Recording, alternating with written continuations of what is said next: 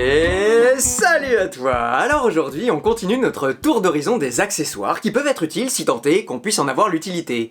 Et cette semaine, je voudrais te parler des jump blocks de UIC Custom PowerPad. Alors avant moi, les PowerPad, j'aimais pas. Tu te souviens, je t'en avais parlé. J'aimais moi ce sentiment d'avoir les mollets et les tibias qui pouvaient aller et venir en toute liberté. Et puis, j'ai compris que les PowerPad, ça pouvait avoir une belle utilité. C'est vrai. Et enfin, j'ai fini par les adopter pour jamais les quitter. Au même titre que les PowerPad, j'ai eu du mal, moi. Oui, il m'a fallu un peu de temps pour comprendre l'intérêt des jump blocks. Et puis cet été, je suis parti en vacances avec la S22. Pourquoi ? Parce que je savais que je voudrais sauter et m'amuser au fond du jardin de la maison qu'on avait louée. Et avec la S22, c'est les jump blocks que j'ai choisi d'emporter. Et en effet, dans cet usage, je dois dire que j'ai été comblé. Les jump blocks, ils sont bien gros, bien larges, bien extrudés, bien présents quand on les a sur les pieds. Et oui. Et pourtant, ils sont tout petits, à placer. D'un coup, on transforme notre belle baladeuse de roues en machine à sauter, en machine qu'on quitte plus jamais, en machine polyvalente, je dirais. L'intérêt, c'est d'avoir des pads adaptables à deux pratiques. Quand tu roules comme ça, en randonnée, t'as pas besoin d'avoir le pied calé. Bon, alors tu roules en position haute. Et puis si jamais, comme ça arrive souvent, enfin, parfois quand même, tu trouves un endroit où t'aimerais sauter, où t'aimerais t'arrêter 10 minutes pour t'amuser, il suffit de tourner le PowerPad et le tour est joué. Alors tu vois, c'est aussi simple que ça. Là je suis en position pour rouler avec les pédales qui peuvent se refermer. Même si moi j'ai un problème, c'est que j'ai les pieds très plats. Et du coup même comme ça ferme pas. Ça j'ai le problème avec tous les PowerPads. Bref, je passe en position, je suis un peu énervé. Voilà, tu vois, il m'aura fallu 5 secondes. Pas besoin de prendre les PowerPads, les marquer, tout ça. Tiens, je viens d'apercevoir que je les ai mis à l'envers mes PowerPads. Oui, parce que ça c'est les PowerPads de la Hero. Tu vois, ils ont la courbe de la Hero là. Donc normalement ça devrait être en bas. Mais c'est pas très grave. Et après, pour ce qui est de la solidité, vraiment en sautant, tu peux pas les enlever. Voilà. À noter au passage que j'ai la plaque de Grisla, tu vois, pour pouvoir mettre des PowerPads plus grands, des trucs tout bien quoi. Allez, on va sauter. Et je dois dire que moi, cette polyvalence-là, c'est quelque chose dans un PowerPad que je recherchais. Et pour le moment, je dois dire que c'est le seul à la proposer, ce jump block-là. Oui, et j'espère que le reste viendra. D'ailleurs, c'est pas le seul. Il y en a un autre, mais c'est aux États-Unis, c'est plus compliqué à faire venir. Mais moi, je rêve, et d'ailleurs, j'en parle beaucoup avec des gens de la communauté. Brandon, salut, si t'es là. Moi, j'aimerais un truc, tu sais, complètement modulable. Avoir une roue, mais pour tous les usages. On parle souvent de la roue à proprement parler, mais on parle pas assez du jump pad. Du PowerPad. Oui, je suis là en randonnée, je sais que je vais devoir m'asseoir. Alors j'aimerais que les PowerPads ils soient pas trop serrés pour avoir vraiment beaucoup de liberté. D'autant que moi j'aime pas trop, comme je te disais en début de vidéo, être trop serré dans le PowerPad. Alors pour ça, il y a les PowerPads de Franck, les UIC Custom PowerPad. Ou alors il y en a d'autres. Mais par contre, si tu veux aller vite, si tu veux aller franco, c'est un autre usage, c'est un autre PowerPad qu'il faudra choisir. Et si jamais tu veux sauter, c'est encore un troisième vers lequel il faudra se diriger. Moi j'attends, tu sais, encore une fois, on attend tous la roue qui les réunira toutes. Et moi j'attends le PowerPad qui les réunira tous. C'est qu'une question de temps avant que ça puisse exister. Mais pour le moment, le jump block, c'est une demi-solution. Oui, parce que parlons-en, c'est pas un PowerPad à part entière, c'est juste un jump block.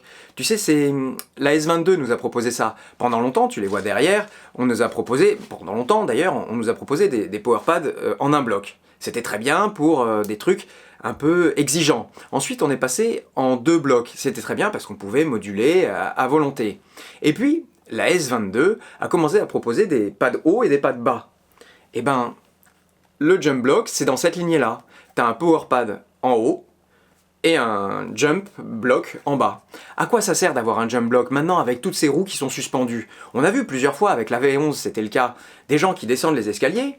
Alors l'escalier, c'est une allégorie de tous les problèmes qu'il peut y avoir sur les routes. Les gens qui perdaient le contrôle de la roue, parce que la roue, elle se baladait au-delà du pied. Et grâce au jump block là, c'est réglé. À noter que moi je voudrais, et c'est le cas pour le coup sur la S22, un contre jump block, c'est-à-dire un truc qui prend aussi au talon d'Achille. Pour le moment, c'est que ça. Et pour le moment, je dois dire que ça fait le taf quoi. Sur les désavantages, j'aurais envie de parler du jeu. Tu vois, je sais pas si tu vois qu'il y a là. Mais en vérité, je crois que c'est pas vraiment un sujet. Ensuite, on pourrait croire qu'avec cette seule petite partie, eh ben c'est pas assez pour vraiment adhérer et qu'on soit tranquille quand on va sauter. Mais empiriquement, ça le fait. Je dirais que son principal défaut à cet objet-là, c'est que clairement, il est adressé à une petite partie de la communauté. Mais voilà, j'ai trouvé que c'était intéressant de t'en parler. Encore une fois, pour ceux qui adorent ce genre de pad-là, très peu extrudés, qui permettent d'avoir beaucoup de liberté. Et pour autant, ceux-là, je te le rappelle, mais j'en ai déjà parlé, qui sont très agrippants et qui permettent d'avoir un contrôle sur toute l'amplitude du PowerPad, parce que les autres, c'est de l'impression 3D, et en général, ça glisse entre les deux. Là, c'est l'avantage, mais j'en ai déjà parlé de ceux-là. Eh ben, si tu mêles ça, toute liberté, avec ça en bas, eh ben, tu commences à avoir un combo. D'ailleurs, on voit bien, c'est la même personne qui les a créés, les deux. On voit bien que ça se répond, on voit bien qu'il y a une espèce de logique derrière ça.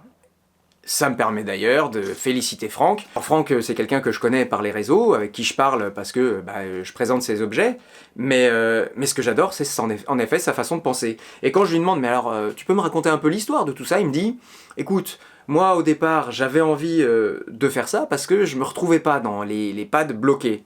Il s'y est mis, et puis après il a vu justement que les pads se sont séparés, alors il a abandonné. Et puis il y a des gens de la communauté qui lui ont dit, mais attends, moi j'adore tes powerpads, je veux pas aller chez les autres. Alors comment je fais? Parce que je veux aussi sauter.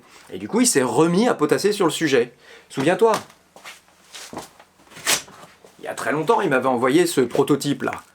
Bah tu vois, c'est comme ça, par étapes. Et au final, ce que fait Franck, et aussi, il n'y a aucune démarche, comment on dit, mercantile derrière. Il les vend parce que il a l'impression que ça peut intéresser les gens. C'est exactement la même philosophie qu'il y avait avec ces powerpads-là. Voilà. Je crois que j'ai terminé, j'ai dit tout ce que j'avais à dire. Et je te dis à la semaine prochaine pour une nouvelle vidéo et un nouveau sujet. Si d'ici là, tu veux t'abonner et tout ça pour m'aider, n'hésite pas. Voilà. Allez. Post-scriptum, un post-scriptum rapide, je te promets. Il y a Grisla qui m'a envoyé plein de choses à présenter. Il y a Nilonové de l'autre côté, je sais pas où ils sont, qui m'a aussi envoyé des choses. Il y a Torquepad en bas, tout ça c'est des Polonais. Franck, c'est un Allemand. Et je commence à me dire que j'aurais presque envie de te faire une belle vidéo sur ce que l'Europe de l'Est a apporté à la communauté. Je te parle pas des Russes, je te parle pas... Mais c'est drôle de voir comment, chez les Polonais, pour pas les nommer, parce que... il faut bien savoir, Torquepad, Nilonové et Grisla, c'est 3 personnes de Pologne. Tu te dis, tu sais, c'est comme... l'écriture, elle a été inventée aux 4 coins du monde, bon, au même moment, il paraît. Et puis, les montres suisses. Une fois, j'avais fait un reportage sur des montres suisses, et tu vas dans un tout petit patelin, tu vois, ça doit faire... c'est grand comme Paris, et il y a tous les grands horlogers suisses qui se retrouvent là. Et tu te dis, mais comment ça se fait? Et ben là, on a un peu ça... en Pologne, tu vois, plein de créateurs, d'accessoiristes qui... Alors, on peut rentrer dans le débat et se dire qu'ils vont avoir du mal maintenant à se différencier et que tout commence à se ressembler. Et moi, je vais avoir du mal justement à les départager.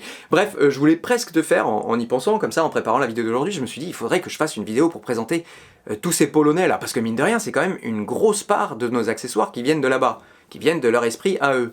Il faudrait que je leur demande pourquoi, comment, est-ce qu'ils sont organisés, est-ce qu'ils se connaissent. Je sais qu'il y en a certains qui se connaissent, mais à quel endroit ils travaillent en harmonie ou alors ils sont en concurrence? Ce serait hyper intéressant de savoir ça, non? Voilà, de voir, encore une fois, notre milieu progresser. À côté de ça, en France, on a UC Clubhouse qui fait des merveilles et que j'encourage à continuer. Voilà. Les Américains, le problème des Américains, ils font des trucs super, mais c'est impossible à importer. J'en avais parlé dans la vidéo sur les Clarkpad. C'est trop difficile à importer. Il y a les... Bon bref, voilà. C'est pour ça que j'ai commencé à lancer les petits bonheurs accessoires, c'est que maintenant, c'est pas des sous-vidéos, c'est des vrais sujets. Il y a des crash bars qui commencent à... Il y a plein de trucs qui font que, Alors c'est un autre débat, tu vois, en fait, j'aurais pu faire un...